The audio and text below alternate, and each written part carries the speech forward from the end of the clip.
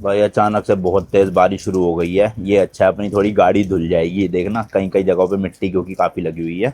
But यार बारिश में ट्रैवल करना ना थोड़ा सा दिक्कत वाली चीज़ रहती है, क्योंकि मैंने ना थोड़े से आइटनरी में चेंजेस कर दिए थे। वैसे तो अभी हमें यहाँ से गुवाहाटी से जाना था काजीरंगा की तरफ, बट मैंने सोचा यार पहले ना अरुणाचल प्रदेश कवर कर लेते, क्योंकि अरुणाचल प्रदेश में क्या है ना, थोड़ा सा रिमोट एरिया है और रास्ते भी थोड़े से ऐसी है, मतलब समझ लो आप लद्दाख वाला पूरा टूर है ना, वही सेम टू सेम अरुणाचल का सीन है। तो मैंने कहा अगर मैं बाकी के स्टेट पहले कवर करूंगा और फिर आके अरुणाचल करूंगा तो बहुत ज़्यादा ना थकान सी हो जाएगी, अरुणाचल करने का मन नहीं करेगा। तो अभी मैं फ्रेश फ्रेश फील कर रहा हूँ, तो शुरू में ही अरुणाचल प्रदेश हो जाता हूँ। तो आज की जो हमारी ड्राइव होने वाली है ना, वो है गुवाहाटी से लेके भालुकपोंग तक। 5 घंटे की ड्राइव है अराउंड। और कितना किलोमीटर है? 259। तो तवांग जाने के लिए ना बोमडीला तो जाना ही पड़ेगा। मतलब बोमडीला तक 2 रास्ते और बोमडीला से फिर एक ही रास्ता है तवांग का। तो अगर आपको गुवाहाटी से बोमडीला जाना है तो उसके लिए देखो 2 रास्ते हैं। एक है गुवाहाटी से, ये उडलगुरी करके जगह है, दिख रहा है आपको, ये रहा, यहाँ से तो है टोटल 258 किलोमीटर, लेकिन ऑलमोस्ट 6 घंटे 44 मिनट दिखा रहा है। और जो दूसरा रास्ता है वो है भाई ये तेजपुर होते हुए, ये देखो दिख रहा है आपको, ये तेजपुर। अब रास्ता तो इसमें ना 352 किलोमीटर का दिखा रहा है, ये देखो, बट टाइम दिखा रहा है 7.5 घंटे।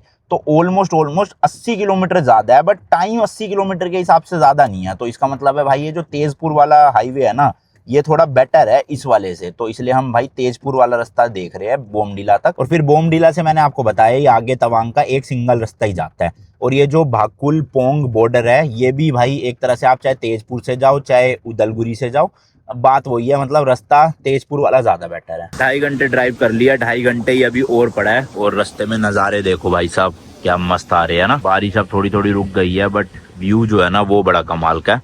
और रास्ते में ये नारियल पानी मिल रहा था, मैंने एक पी लेते हैं। और सही में यार बड़ा ही खूबसूरत सा नज़ारा दिख रहा है। बादल भी लिटरली ना नीचे आए हुए हैं काफी ज्यादा, या हम ऊंचाई पे आ गए, एक ही बात है। चलो जी बचा कुचा रास्ता नापते हैं। एंड आई नो भाई हम लोग थोड़ा ना गलत टाइम पे आए हैं, मतलब ये नॉर्थ ईस्ट की ट्रिप पे बारिशों के सीजन में। बट जैसे कि मैंने आपको बताया हम यूट्यूबर है, तो हमारे लिए कोई टाइम सही गलत नहीं होता। हमें तो घूमना ही है, कंटेंट बनाना है, तो निकल जाओ बस। फिलहाल 164 किलोमीटर बचा है, 2 घंटे 54 मिनट, वही 3 घंटे।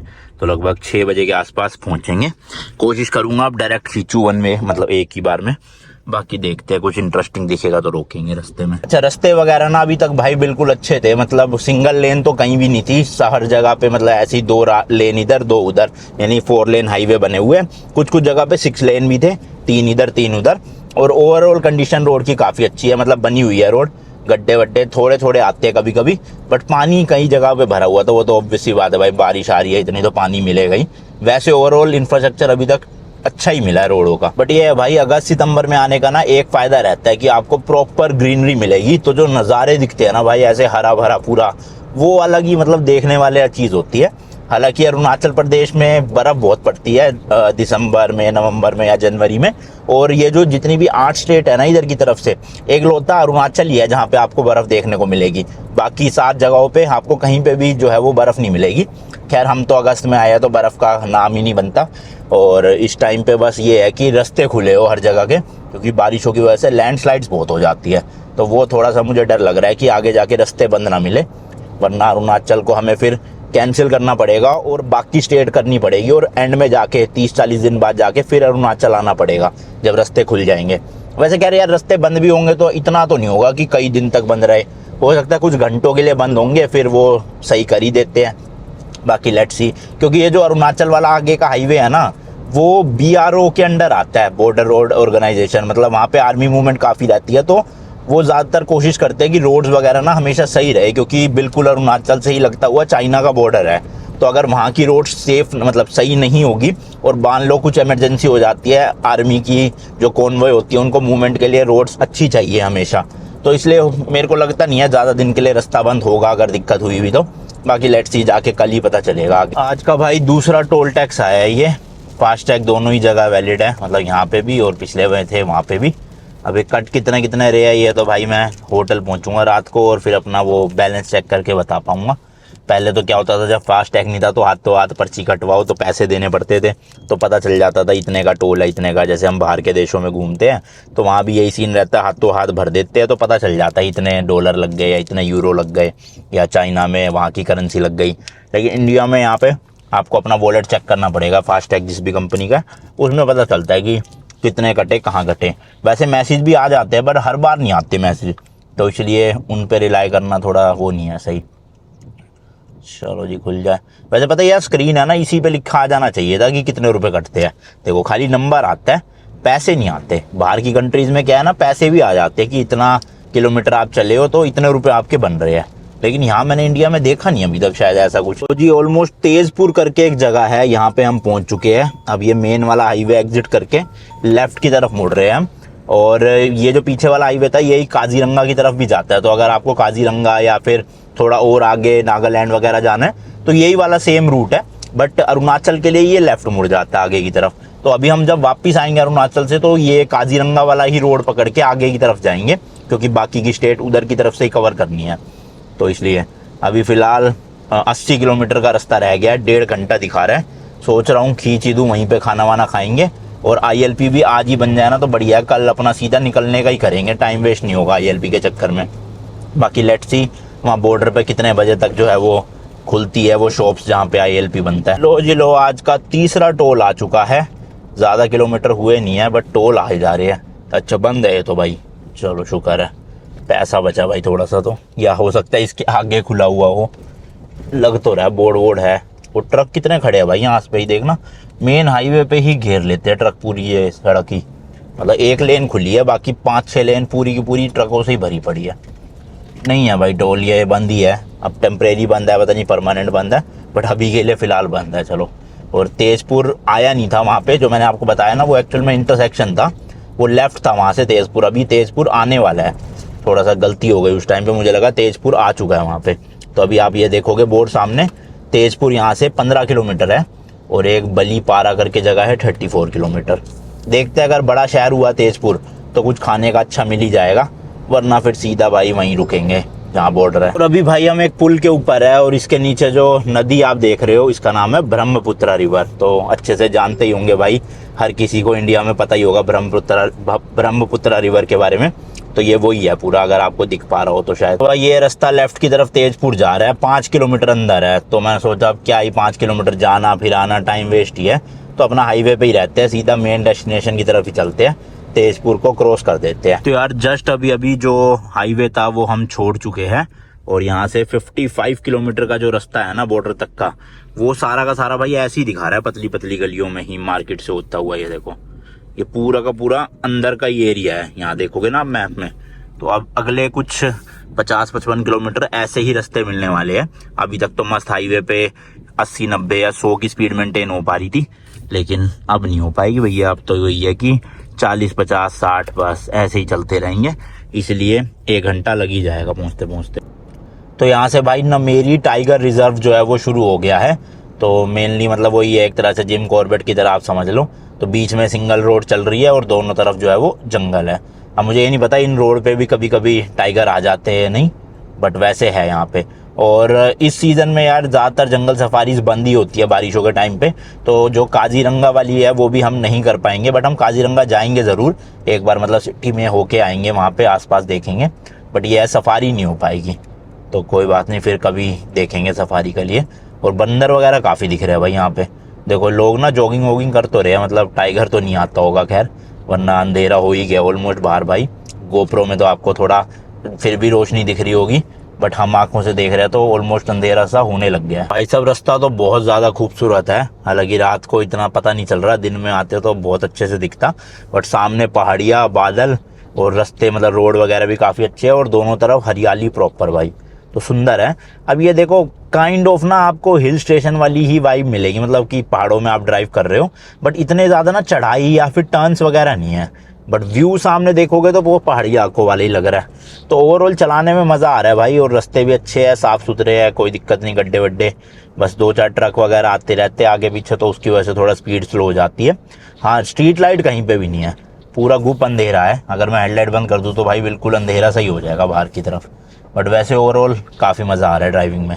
और अब तो खाली यहाँ से भाई 13 किलोमीटर रह गया, 16 मिनट का रास्ता दिखा रहा है, और अभी ना 6:15 हुए हैं और अंधेरा हो गया भाई ऑलमोस्ट। जबकि अपने दिल्ली गुड़गांव में इस टाइम पे अंधेरा होता नहीं है, अराउंड 7:30 बजे के आसपास होता है अंधेरा इतना। यहाँ पे आप समझ लो 1 से सवा घंटा पहले ही अंधेरा होना शुरू हो गया है, क्योंकि बिल्कुल नॉर्थ की साइड आ गए हैं ना, नॉर्थ ईस्ट, वो भी एकदम, समझ रहे हो। तो भाई ये अब भालुकपोंग जो एरिया में आपको बता रहा था बॉर्डर वाला, वो शुरू हो चुका है। यहाँ देख सकते हो भाई, मार्केट वार्केट प्रॉपर है। तो होटल भी अपने को ना, मतलब कोई वैसा हाई फाई तो ऑब्वियसली नहीं मिलेगा, बट हाँ एक साफ़ सुथरा गेस्ट हाउस मिल जाए भाई, वहीं पर नाइट स्टे कर लेंगे। और अभी फ़िलहाल इनसे पूछते हैं कहीं पे ILP कहाँ बन जाएगा अपना, तो ILP अभी बनवा के अपना टेंशन फ्री सोएंगे। साइड लगाते हैं जी, किसी से पूछते हैं, भैया ये ILP कहाँ बनेगा? आगे आगे आगे बता रहे हैं भाई, इसी रोड पे। और 1-2 कॉटेजेस तो मैंने देख लिए यहीं पे। देखो ये गेट सा है, इस पे लिखा क्या है पता नहीं, क्योंकि पेड़ ढका पड़ा था पूरा। कहाँ बनेगा भैया? ILP कहाँ बनेगा ये, किस दुकान पे? इसी पे, यहीं बता रहे हैं भाई। लगाते हैं गाड़ी साइड में, पूछ के आना इस पे किस पे है, कौन बता रहा है। गाड़ी का ही बनता है ना? नहीं नहीं, हम दोनों का बनेगा, गाड़ी का तो अलग है। चलो ना उतरो तुम, इनसे पूछो ये ILP कहाँ से बनेगा। हाँ, परमिट पर गाड़ी को उस साइड में कीजिए, इधर लगा दे। ठीक है, पैदल चले जाए ना। हाँ, ठीक है, वो बिल्डिंग में, वो सामने में बिल्डिंग, वो ट्रैवल एजेंसी लिखा है। गाड़ी यहीं लगा दूँ ना? ठीक है। तो भाई फॉरेस्ट चेक पोस्ट वाले है ये, यहाँ पे कह रहे हैं कि गाड़ी साइड में लगा दो, और ट्रैवल एजेंसी है उनसे जाके बनवा लो। तो देखते हैं भाई कितने का बनेगा, क्या सीन है। ये देखो भाई लिखा भी हुआ है, अरुणाचल प्रदेश को बोलते हैं the land of rising sun. तो भाई ये ऊपर देख लो, ट्रैवल एजेंसी है, यहाँ से पूछते हैं इनसे क्या क्या डॉक्यूमेंट चाहिए और कितने रुपए लगेंगे। ILP बन जाएगा क्या? ऊपर जाना है,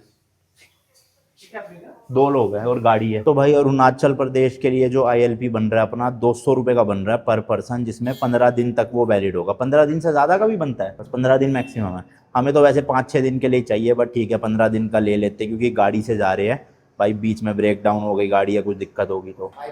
हाँ, अच्छा टाइमिंग के टाइम, अच्छा तो सुबह 9 से शाम को 5 बजे तक आ रहे हो तो 150 रुपये में हो जाएगा, और हमारी तरह 5 बजे के बाद पहुंच रहे हो आप तो 200 रुपये लगेंगे। तो आधार कार्ड ही चाहिए होता है भैया दोनों का, बस है ना? आधार कार्ड या तो इलेक्शन कार्ड, ठीक है, या तो आधार कार्ड दे दो या अपना वोटर कार्ड दे दो, उसी पे बन जाएगा। और कितनी देर लगती है टोटल? 20 मिनट में ना, 20 मिनट में रेडी हो जाएगा, बढ़िया है। अच्छा आगे की रोड कैसी है ये अपना? बढ़िया है, रात को ड्राइव कर सकते हैं?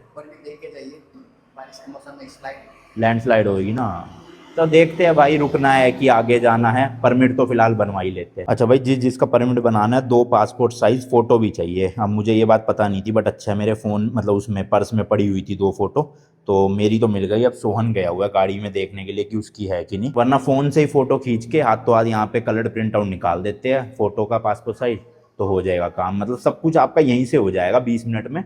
और आप ऑनलाइन अप्लाई करोगे तो 2-3 दिन लग जाते हैं, इसलिए मैंने ऑनलाइन अप्लाई ना करके मैंने सोचा सीधा अरुणाचल के बॉर्डर पे ही करवाऊंगा। और बॉर्डर भी क्या, अब तो बॉर्डर क्रॉस हो ही चुका है, मतलब हम इस वक्त जिस बिल्डिंग में खड़े हैं ये अरुणाचल प्रदेश में ही है भाई। तो मतलब एंट्री करने के बाद अपना परमिट बन रहा है, समझ लो। तो भाई उधर देखो एक मंदिर भी है, एंड ये जो है मेन रोड है जहाँ पे चेक पोस्ट है, अपनी गाड़ी वहाँ खड़ी हुई है सामने, सोहन लेने गया हुआ है। और होटल वगैरह भी काफ़ी सारे हैं यहाँ पे, रह सकते हो। मतलब भाई अच्छा खासा है ये बॉर्डर टाउन जो है, मेरे को तो लगा छोटा मोटा ऐसे गाँव टाइप का ही होगा, बट ये तो प्रॉपर सिटी की तरह ही है। मतलब मेन रोड पे ही देखोगे हर चीज़ की दुकान मिल जाएगी आपको यहाँ पे। और टूर बुकिंग वाले भी काफ़ी सारे यहाँ पे एजेंट्स हैं, तो मतलब बनवा सकते हो आप। फिलहाल एक होटल बताया उन्होंने, वो होटल देखने जा रहे हैं आज रात को, यहीं पे रुकने का प्लान बन रहा है। तो ये इंडियन ऑयल का पेट्रोल पंप है, इसी के जस्ट सामने बता रहे थे। कहाँ है वो? हाँ वो रहा ब्लू ओशियन ना, वो नहीं, वो फिर ऊपर। हाँ ये है भाई, ये देखो काफ़ी बड़ा सा होटल है, देखते हैं कितने का है। तो ये भाई नीचे कॉम्प्लेक्स है और ऊपर जाके होटल है, ये रहा सामने देखो, इस रेस्टोरेंट और रिसेप्शन के लिए। यहाँ पे तो भाई 2450 रुपये का रूम है, एक्सपेक्टेशन से थोड़ा महंगा है, मतलब 1500-1600 का सोच रहे थे हम, मैक्स टू मैक्स 1800-2000, बट 2550 रुपये देना उसके लिए। देखते हैं बाकी एक दो और भाई, एक दो जगह और देख के आए हैं, बट जो रूम है ना वो 2500 वाले का ही पसंद आ रहा है हमें। तो लास्ट में देखते हैं वहीं जाएंगे, उनसे बार्गेन कर लेंगे 2000 में, अगर वो दे दे, नहीं देते तो देखी जाएगी। फिलहाल जहाँ गाड़ी है वहाँ तक जा रहे हैं, और भी है वहाँ 1-2 कॉटेजेस। जस्ट बॉर्डर पे ही मिल गया एक और रूम, ये देखो इस तरह का, इसमें 2 बेड अलग अलग है और AC रूम है ये, देख सकते हो।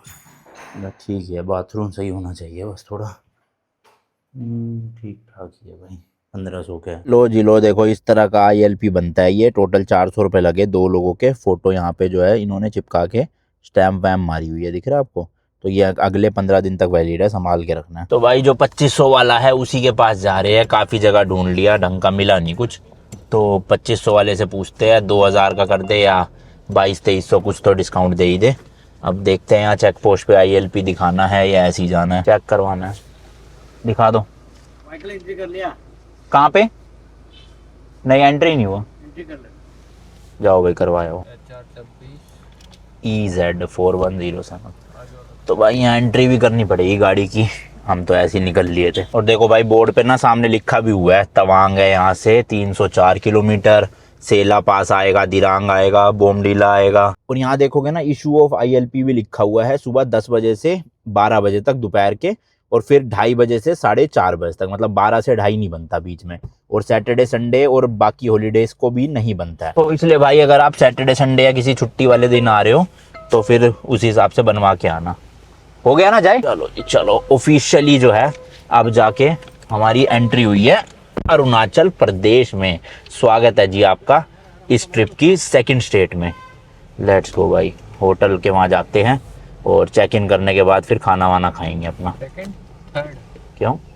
अच्छा हाँ सॉरी, थर्ड हो गई भाई, असम तो हो ही चुकी ना। हाँ मैं 2 गिन लिया था, तीसरी है भाई ये अपनी। और हाँ आई नो आप में से काफ़ी लोग कह रहे होंगे आप गुवाहाटी गए थे और कामाख्या देवी टेम्पल नहीं गए, तो हम जाएंगे भाई, क्योंकि गुवाहाटी हमारा बेस पॉइंट है, मतलब हमें एंड में आना गुवाहाटी ही है। तो उस दिन हम गुवाहाटी एक्सप्लोर करेंगे, असम में जो आसपास का एरिया होगा 1-2 जगह वहाँ पे एक्सप्लोर करेंगे, साथ ही साथ मीटअप भी करेंगे गुवाहाटी में जब ट्रिप बिल्कुल एंड होने वाली होगी। तो इसलिए अभी हमने गुवाहाटी को सीधा स्किप मार दिया कि मतलब एक रात रुके वहाँ पे और अगले दिन सीधा निकल लिए, बट जाते टाइम ज़रूर जाएंगे भाई। हाँ जी क्या हुआ? बोल रहे हैं नहीं होगा 2000 में तो। कितने में? 2500। 2500 लास्ट फाइनल, कोई डिस्काउंट ही नहीं उसके अलावा? फिर बोल रहे पहले ही कर दिया 30%। 30% हो गया था? हाँ इनका जो प्राइस लिस्ट था उसमें 3000 रुपये लिखा हुआ था, 3000 का 30% तो 900 रुपये हुआ, तो 2000 ही तो हो गया। 3500 था एसी वाले का। अच्छा AC का 3500।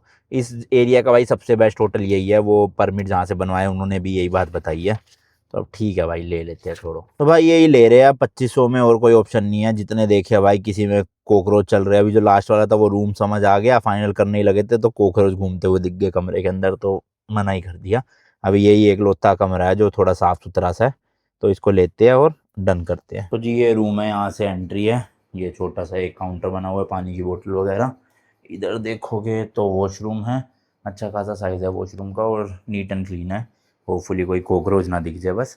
और ये बेडरूम है भाई, तो एक डबल बेड लगा हुआ है, AC लगा हुआ है, छोटा सा TV लगा हुआ है, और यहाँ से शायद से बाहर का नज़ारा दिखता होगा। नहीं भाई बैक साइड वाला रूम है, ये पीछे गली का दिख रहा है। ठीक है थोड़ा सा ओवर प्राइस लगा मुझे, मतलब 1700-1800 या 2000 रुपये इस रूम के लिए बढ़िया थे, बट दिया ही नहीं इन्होंने भाई।